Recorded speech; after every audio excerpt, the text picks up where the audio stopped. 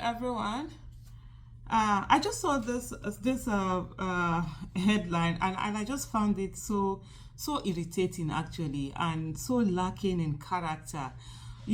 Of all the times that I've looked at Okowa, it's not someone that I know very well in terms of his political antecedents and all of that, but it's just his time in the National Assembly and also him being governor. I thought that was sort of like a gentleman. See him unravel in this manner, totally and absolutely lacking in character, is just so unbelievable.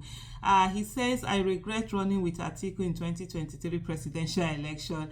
I'm sure really whatever it is, whatever hold they have over him, it must really be something that is very strong, and he's trying so much to show how loyal he is and how loyal he's ready to be, and in a way possibly be able to get a very soft landing.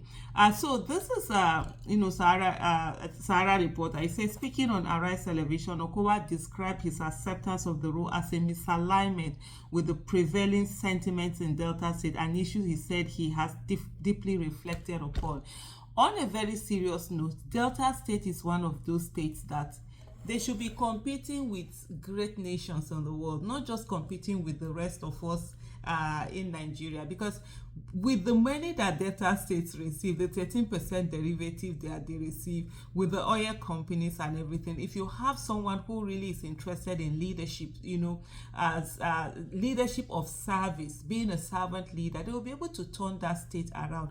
Delta State for me is one of those states that I said they should not be on the same level as minimum wage that is here.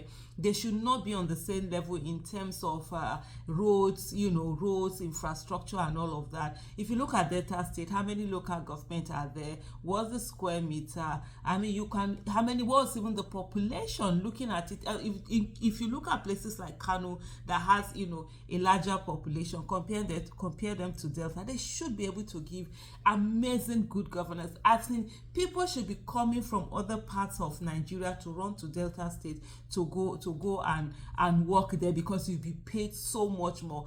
If Delta State puts their minimum wage at 250,000 per month, for me, it's not something that should surprise me. If they really work what they have with the 13% derivative, that is so much advantage that you're having already. People fought for that advantage, put their lives on the line, and what you have today is just a few people who are using that to enrich themselves, stupendously, foolishly enrich themselves. Because I don't understand how you take so much, and you think that's all that matters, in life. So Delta State has a lot. They should have infrastructure that are there.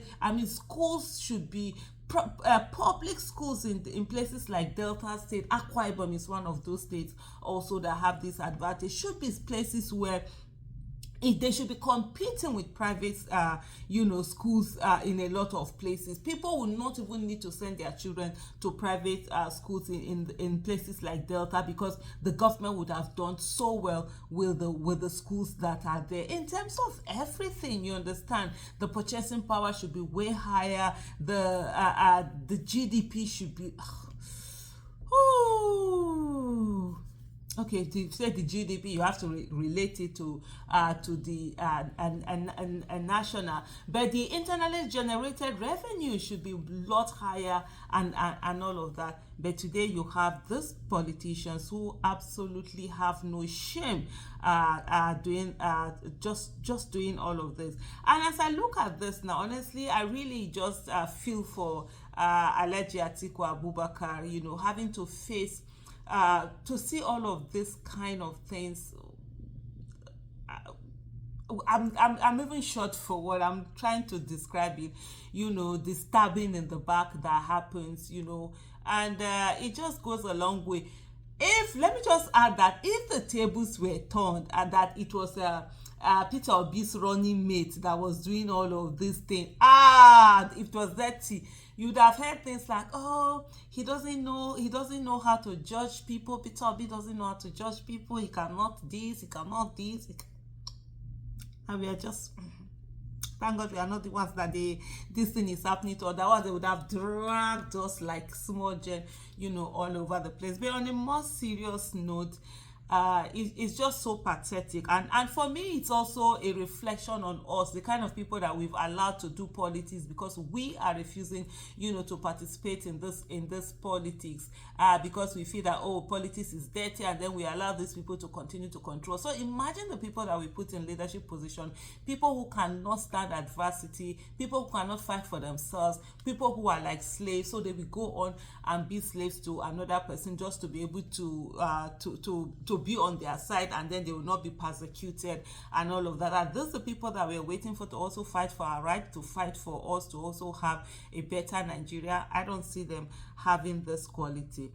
So Sahara Reporters and a whole lot of other newspapers are reporting this. Former Delta State Governor Dr. Ifeanyi Okowa has said he regretted his decision to run as a vice presidential candidate alongside Alhaji Atiku Abubakar in the 2023 presidential election, admitting that it contradicted the zoning and wishes of his people.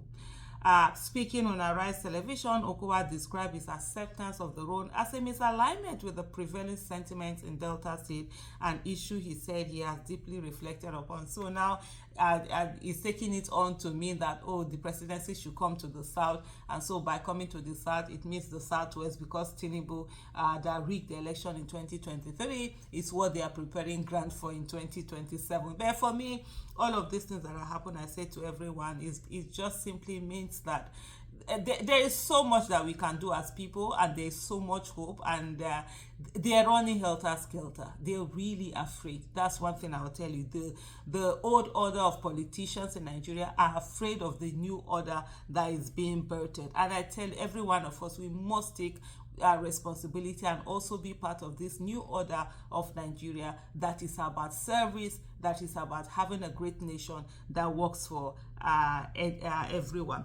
According to him, said, but the decision had already been taken at the federal level by the party, and I had been nominated. Still, in retrospect, I now believe I should have gone with the will of my people. He also fired back at the former Senate President Bukola Saraki for criticizing his defection from the People's Democratic Party to the ruling All Progressive Congress. Okowa, former presidential running mate to former Vice President Atiku Abubakar of the PDP in the 2023 general election, said that Saraki lacks the moral standing to comment or criticize his defection. I did not expect that someone like Senator Bukola Saraki should be able to speak concerning me, because he knows that he had also moved to APC before and eventually returned. And that, for me, that was the same thing I was just thinking about, as in Bukola Saraki had moved. That was in 2015 when those five governors, I think it was 2014, when those five governors moved alongside with Bukola Saraki and other PDP members to go and join APC, and that would ultimately be what the reason why PDP ended up losing. But hey, PDP supporters are always ready to blame Aisha Yesufu for the reason, and a few other people for the reason why they lost election. PDP has never taken responsibility for the things that they've done. That's why they are where they are right now. But at the end of the day, for me, is to say to the people, what are we doing? A lot of things are going on anyway behind the scene currently. In no time, you're going to hear them in public, some of the things that we are already doing. But in the meantime, there's the People's Opposition, www.thepeoplesopposition.org. Let's start the talking there. Bye.